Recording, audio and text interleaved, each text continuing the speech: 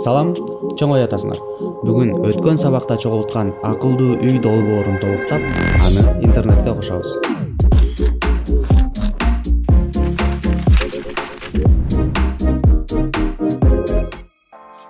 Эң эле биринчи оокат интернети деген түшүнүк менен таанышалы. Оокат интернети же буюмдардын интернети бул физикалык түзүлүштөрдү атайын желе аркылуу бир тармакка чогултуу концепциясы. Заманбап электрондук буюмдарды карасак, дээрлик баардыгынын интернетке кошулуу мүмкүнчүлүгү бар. Акылдуу муздаткыч, робот чаң соргуч, акылдуу чайнек, акылдуу саат дегендей. Мунун баары бекеринен эмес. Азыр баардык колдонуучу буюмдарды бир системага бириктирип, жеңил, оңой башкаруу тенденциясы күчүндө экенин байкасак болот. Биз дагы бул иш менен үстүртөдөн болсо дагы таанышып, акылдуу үйүбүздү интернетке кошолу. Эгер оокат интернети сиздерге кызык болсо, кийин кененирээк токтолуп карасак да болот. Акылдуу үйдөн жиберилген маалыматтар бир жерде сакталып, иштетилип, кайра жөнөтүлүп туруш керек. Бул жер сервер. Оокат интернетине арналган Blink, ThinkSpeak, Losant, IoTFi деген платформа серверлер бар. Ар бирин бирден карабай эле коелу, себеби баардыгы бирдей эле иштейт. Бекер колдонулууга чектелген ресурстар жана мүмкүнчүлүктөр акчалай катталуу менен көбүрөөк мүмкүнчүлүктөрдү алса болот. Биз болсо Blink платформасы менен иштейли. Анын башкы максаты микроконтроллерди интернет аркылуу смартфон жана планшеттерге байланыштыруу. Ишти баштоо үчүн каалаган браузер аркылуу Blink Checkit Cloud сайтына киребиз. Өзүңөр көргөндөй, бизди системага кирүү баракчасы тосуп алды. Бул жактан эгерде биздин мурда аккаунтубуз бар болсо, ошол аккаунттун электрондук почтасын жана паролун жазып, системага киребиз. Болбосо, биз сыяктуу бул системага жаңы катталабыз. Бул үчүн Create New Account баскычын басабыз. Пайда болгон орундукка өзүбүздүн электрондук почтабызды басып, катталуу баскычын басабыз. Система биздин почтага кат жөнөттү. Эми почтага барып, ошол катты ачалы. Бул жактан биздин аккаунтка пароль же башкача айтканда сыр сөз ойлоп табууну сунуштайт. Create password баскычын басабыз жана пайда болгон жаңы терезечеден өзүбүз каалагандай пароль жазып, жана ошондой эле кийинки баракчада өзүбүздүн атыбызды жазабыз. Бизде ушундай интерфейс тосуп алды. Бул жакта баардыгы түшүнүктүү, эч бир чаташкан деле нерсе жок. Биздин долбоорду ишке ашырыш үчүн алгач бул долбоордун үлгүсүн түзүп алышыбыз керек. Кийин ошол үлгүнүн негизинде түзүлүштөрдү жасайбыз. Бул үчүн Developer Zone баскычын басып, жаңы үлгү жаратабыз. Бул жактан үлгүгө ат беребиз, мисалы, акылдуу үй. Андан соң биздин тактабызды тандайбыз. Жана кошулуунун түрү бизде Wi-Fi. Окей баскычын басабыз. Биздин акылдуу үй менен бул жактагы сервер экөө маалымат алмашыш үчүн маалымат агымын ачабыз. Өтө алыстан караганда муну өзгөрмө деп карасак болот. Аны жасоо үчүн New Data Stream баскычын басабыз. Өзүңөр көргөндөй, бул жактан биз виртуалдык бин, санариптик бин жана аналогтук бин сыяктуу маалымат агымын жаратсак болот. Биз виртуалдык бин жараталы. Ага ат беребиз. Бизде мисалы мануал контроль дейли. Себеп дегенде бизде башкаруунун эки түрү болот. Бирөө автоматтык түрдө, бул сенсорлордун маанисине жараша акылдуу үй өзүн иштетет. Муну сабактын өткөн бөлүгүндө жазганбыз. Ал эми экинчи түр бул колдонуучу смартфон менен башкаруу. Ошондуктан биринчи өзгөрмө ошол башкаруу түрүн сактасын. Ал үчүн мануал контроль деген виртуалдык пин жаратабыз. Бул жактан өзүбүз каалагандай пин тандасак болот. Мен мисалы V0 пинди тандадым. Жана ошол эле жерде өзгөрмөнүн типин сактасак болот. Int, double string дегенде биз int кылалы. Ал эми астында бул өзгөрмөнүн максималдык жана минималдык маанилерин берсек болот. Биздин учурда 0 жана 1 деген эле жетет. Себеп дегенде бизде башкаруунун эки гана түрү бар. Баарын тууралап алган соң Create баскычын басабыз. Биздин биринчи өзгөрмө даяр болду. Эми ушул эле түрдө башка өзгөрмөлөрдү да жаратабыз.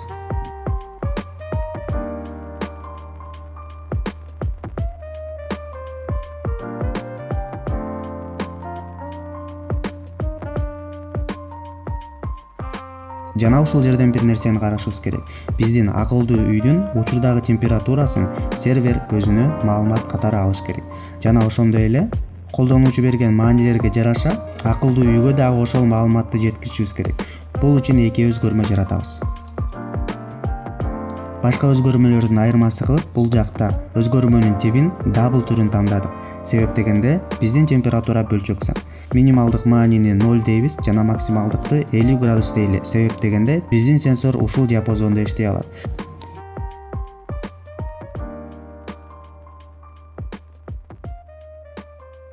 Жакшы, бардык өзгөрмөлөрдү даярдап алдык. Эми Web Dashboard бөлүгүнө өтүп, биздин акылдуу үйдү башкаруучу интерфейс жаратабыз. Ал үчүн Edit баскычын басабыз. Бизге баскыч же башкача айтканда күйгүзүп өчүргүч керек. Аны сол жактагы Widget Box бөлүгүнөн интерфейс жайгашуу жерге тартып келебиз. Бул бурчундагы белгини басып, аны ар кандай өлчөмдө өзгөртсөк болот. Жана биздин аймактын каалаган жерине жылдырып койсок болот. Аны бир жолу басып, пайда болгон баскычтардын арасынан тууралоо бөлүгүнө киребиз. Бул жака күйгүзүп өчүргүчкө ат берсек болот. Бизде башкаруу болсун. Жана ошондой эле Data Stream тизмесинен биздин мурда жаратып алган өзгөрмөлөрдү тандасак болот. Биз атайын бул үчүн жараткан Manual Control өзгөртмөсүн тандадык. Ушул эле жерде күйгүзүп өчүргүчтүн өңүн тандасак болот. Мисалы биз моундай жашыл өңдү тандап коелу. Эми ушул эле күйгүзүп өчүргүч менен бөлмөлөрдүн жарыктандыруусун күйгүзүп өчүрүүгө элемент жараталы. Switch элементин сүйрөп келебиз. Кире бериш жарыгы деген ат беребиз. Маалымат агымынан мурда жаратып алган LED бир жарыгын тандайбыз. Өзгөчө өң берип коелу. Ушундай түрдө жарыктандыруу жана эшик менен пардоо башкарууга күйгүзүп өчүргүч жаратабыз.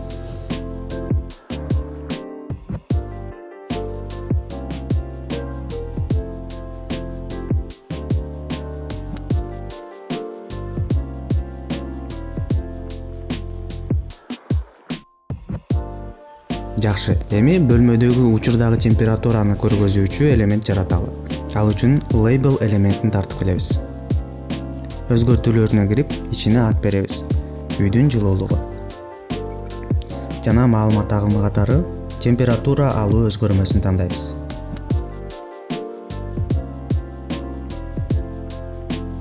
Эми слайдер элементин алып келип, өзүбүз каалаган температураны орнотуу механизмин ишке келтирели.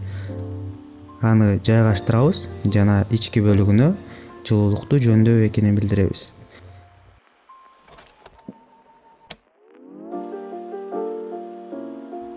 Эми биздин интерфейсти бир сыйра тууралап алалы.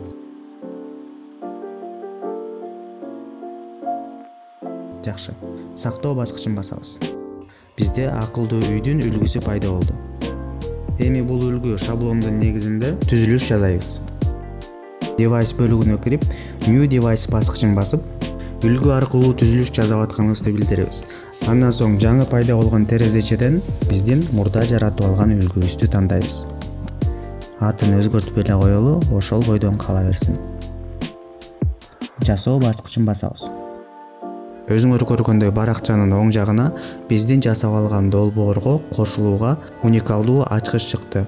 Муну өзүбүзгө сактап алабыз, анан кереги тиет. Arduino тактасына кайрылып келели. Биздин акылдуу үй интернетке кошулуш үчүн атайын Wi-Fi модуль колдонобуз. Бул ESP01 Wi-Fi модулу. ESP01 бул ESP8266 сериясындагы Wi-Fi модулу болуп эсептелинет. Өзүңөр көргөндөй, анын 8 пини бар. Жана дагы бир өзгөчөлүгү, бул модуль 3 вольтто иштейт. Ал эми биздин Arduino 5 вольтто иштейт. Бул эки түзүлүштүн ортосундагы маалымат алмашууда жана схема куроодо бир аз кыйынчылык жаратат. Ошол үчүн бул ишти бир аз жеңилдетиш үчүн атайын адаптер колдонобуз. Ал биздин Arduino Uno'дон кетирилген 5 вольттук сигналдарды 3 вольттук сигналдарга айландырып, жана ошондой эле кайра ESP модулунан келген 3 вольттук сигналды 5 вольттук кылып айлантып берет. Адаптер аркылуу кошкондо биздин кошулуучу 4 пинибиз болот. Бул азыктандырууга, ал эми бул жер пинине кошулат. Модуль Arduino менен UART интерфейсинде байланышкандыктан RX жана TX буттары бар. Аны Arduino'нун 6 жана 7 буттарына кошобуз. Жакшы, эми программалык бөлүккө өтөлү. Өткөн сабактарда жазган биздин кодубузду ачабыз жана ушул жерге Blink серверине кошулуучу код жазышыбыз керек. Бул үчүн каалаган издөө системасы аркылуу example blink деп жазып, биринчи чыккан шилтемеге киребиз. Бул жактан өзүбүздүн тактабызды тандап алабыз. Биздин учурда Arduino Uno тактасы. Кошулуу жолу бизде ESP8266 Wi-Fi модулу болгондуктан дал ушуну тандайбыз. Сайт бизге ушундай кодду чыгарып берди. Муну копиялап алабыз дагы өзүбүздүн кодубузга коебуз. Blink платформасында биздин өзүбүздүн түзүлүшүбүздү жаратканда, ал бизге уникалдуу ачкыч жасап берген. Азыр ошол ачкычты көчүрүп алабыз дагы мисалдагы атайын коюлган жерге алмаштырабыз. Ал эми бул жака биз кошула турушуу Wi-Fi тармагынын атын жана паролун жазабыз. Код бизге эки түрдө берет. Эгерде биз Arduino Mega, Leonardo же Micro колдоно турган болсок, ушул бөлүктү иштетебиз. Бирок биздин такта Arduino Uno болгондуктан экинчи вариантын өтөбүз. Бул китепкананы иштетип, ESP менен болгон байланышты тууралайбыз. Биздин Wi-Fi модуль кошулган 6 жана 7 пинди беребиз. Жакшы, эми кодубуздун setup функциясына коюлуучу жерди көчүрүп келебиз. Өзүбүздүн setup функциябызга коебуз. Жана ошондой эле loop функциясында blinkти иштетебиз. Эми бул кодду иштетип көрөлү. Өзүңөр көргөндөй бизде ката чыгарды. Ал каталарды жакшылап карасак, бизде керектүү китепканалар кошулбаганын байкасак болот. Табылган маалыматтардын арасынан GitHub сайтына кирип, могул жерден китепкананы көчүрүп алабыз. Эми китепкананы архивден чыгарып, ичиндеги бир нече китепкананы өзүбүзгө сактап алып, Arduino'нун китепкана сакталуучу папкасына кирип, аларды копиялайбыз.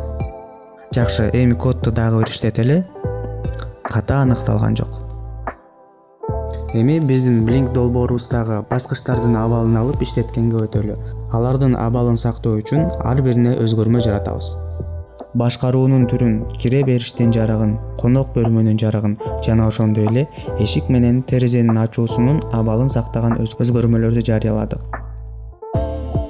Эми жаңы жаратып алган өзгөрмөлөргө долбоордо басылган баскычтардын абалын сактоо үчүн Blink Write функциясын колдонобуз.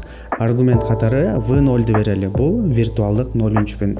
Бул жака биз башкаруунун абалын сактаганбыз. Атайын өзгөрмөгө бул метод аркылуу анын акыбалын алабыз. Жана ошол акыбалга жараша, эгерде ал жогорку болсо, биздин жаңы өзгөрмөгө жогорку акыбалды беребиз. Эгер андай болбосо, төмөнкү акыбалды беребиз. Ошондо бул функция ар бир цикл сайын иштеп турат. Такта иштегенде бул функция мурдагы айтылган маалымат агымы аркылуу виртуалдык 0-пинге кайрылат. Ал эми ал пинди биздин интерфейстин ушул баскычында абалын өзгөртөбүз. Дал ушундай түрдө кире бериш бөлмөнүн жарыгынын маанисин дагы тууралайбыз.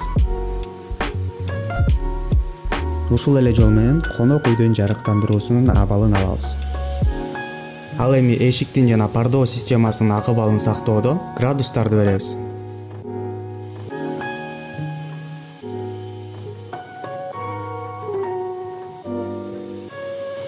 Ушуну менен Blink долбоорунан келген маалыматтарды өзгөрмөлөргө сактап алдык.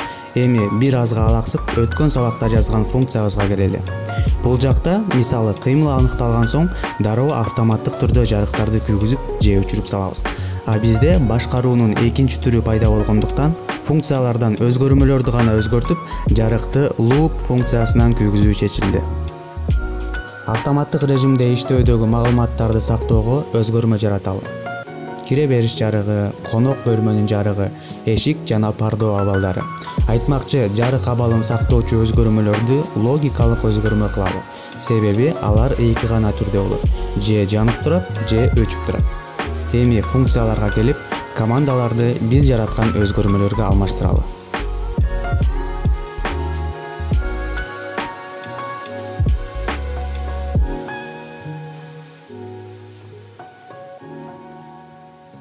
Жакшы, loop функциясын ачабыз. Эми башкаруу режиминин логикасын жазалы. Эгер колдонуучу бул баскычты басып, өзү башкарууну тандаса, же башкача айтканда мануал контрол жогорку болсо, биздин командаларга Blink'тен келген өзгөрмөлөрдү беребиз.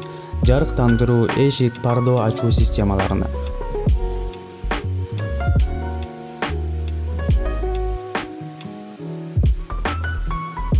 Болбосо, эгер мануал контрол төмөнкү болсо, биздин командаларга сенсордон келген өзгөрмөлөрдү беребиз. Жарыктандыруу, эшик, пардо ачуу системаларына. Бул автоматтык режими. Сонун эми бөлмөдөгү жылуулукту Blinkке жөнөтөлү. Ал үчүн Blink Check-it Virtual Write командасын чакырып, биринчи аргументке V5 пинин беребиз. Экинчи аргументте жылуулуктун өзүн жиберебиз. Жакшы, бирок бир нерсени эске алышыбыз керек. Arduino минутасына миллиондогон циклды иштетет. Ар биринде серверге маалымат жөнөтө албайбыз. Ал анча маалыматты кабыл ала албайт.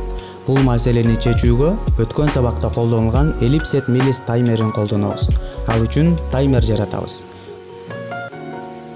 Эгер таймер 1000ге жетсе, демек 1 секунда өтсө, маалыматты жөнөтөбүз жана таймерди тазалайбыз. Слайдер аркылуу колдонуучу берген жылуулуктун маанисин кабыл алып, командаларды тууралаганга өтөлү. Ал үчүн Blink Write функциясына кайрылабыз. Слайдердин маанисин кабыл алабыз. Эми бул мааниге жараша максималдык жана минималдык температураны өзгөртөбүз. Минималдык маани слайдердин маанисинен 1ге кем болсун. Максималдык маани слайдердин маанисинен 1ге чоң болсун. Ошондо эгер слайдер мааниси 25 болсо, минималдык температура 24, максималдык температура 26 болот. Сабактын соңку ишине өтөлү. Blink сайтынан окуя бөлүгүнө кирип, өрт жана газ сигнализациясына окуя жараталы. Жаңы окуя кошуу. Эми бул жака ат беребиз. Билдирменин түрүн критикалык билдирме экенин тандайлы. Ал эми бул бөлүккө сигнализация болгондогу чыгуучу текстти жазсак болот. Максимум 1 мүнөттө бир билдирме жөнөтсө болорун билдирели. Билдирме смартфонго push кабарлоо менен келерин күйгүзөбүз. Дал ушундай түрдө экинчи сигнализацияны дагы тууралайбыз.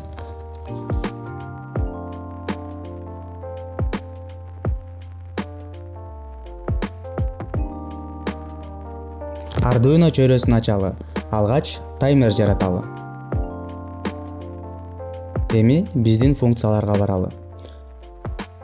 Эгер өрт сигнализациясы аныкталса, таймерди 1 секундага тууралап, Blink Check-it Log Event менен биздин окуяны аты менен чакыралы дагы таймерди тазалайлы. Ушундай эле кодду газ сигнализациясына дагы жазайбыз. Жакшы. Эми бул функцияларды текшерели. Биздин долбоорубузду смартфон аркылуу башкарыш үчүн атайын тиркеме көчүрүшүбүз керек. Ал үчүн Play Market'тен же App Store'дон Blink IoT тиркемесин көчүрөбүз. Тиркемени ачкан соң бизди системага киргизүүнү сунуштайт. Сабактын башында катталган электрондук почта жана сыр сөз менен системага киребиз. Бул жакта автоматтык түрдө биз жасаган үлгү жана түзүлүш чыгып калды. Анын ичине киребиз дагы астындагы ачкычтын сүрөтү бар баскычты басабыз. Эми смартфон аркылуу башкаруунун интерфейсин жасайбыз. Кошуу баскычын басабыз. Пайда болгон тизмеден баскычты тандайбыз жана өлчөмдөрүн тууралайбыз. Ичине кирип, маалымат агымы аталган өзгөрмөлөрдү тандайбыз. Биз бул жака мурда өзгөрмөлөрдү жараткандыктан жөн гана аларды тандап коебуз. Биздин учурда мануал контрол V0 өзгөрмө. Ал эми баскычтын switch түрүн тандайбыз. Дизайн бөлүмүнө кирип, бул баскычка ат берип, өзүнүн өңүн тандап койсок болот. Дал ушундай түрдө калган баскычтарды да тууралайбыз. Кире бериштин жарыгы, конок бөлмөнүн жарыгы, эшик ачкыч жана ошондой эле пардо ачуу системаларына.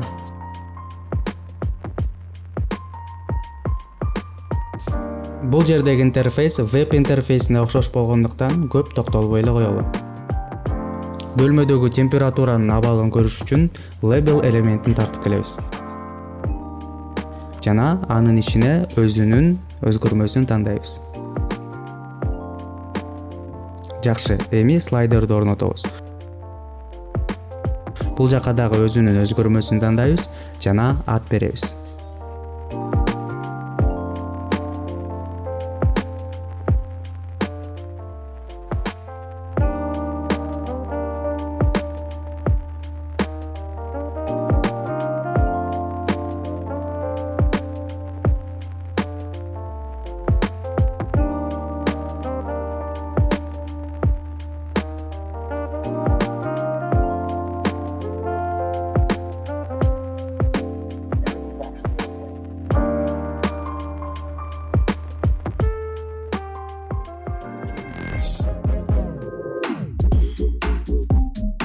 ушуну менен акылдуу үй долбоорунун оокат интернетине арналган бөлүгү жана Arduino оңой курсубуздун акыркы видеосу соңуна жетти.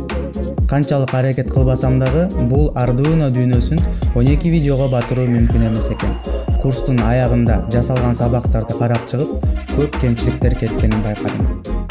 Кандай болгон күндө дагы биз силердин сурооңорго жооп берип, колдоо көргөзгөнгө даярбыз. Андыктан комментарийге суроо, ой-пикир, сунуштарыңарды жазыңыздар. Биз дайыма эле айткандай, бул чөйрөгө кызыккан адамдар болсо, дагы да ушундай же балким мындан да ачыгыраак сабактарды тартканга даярбыз.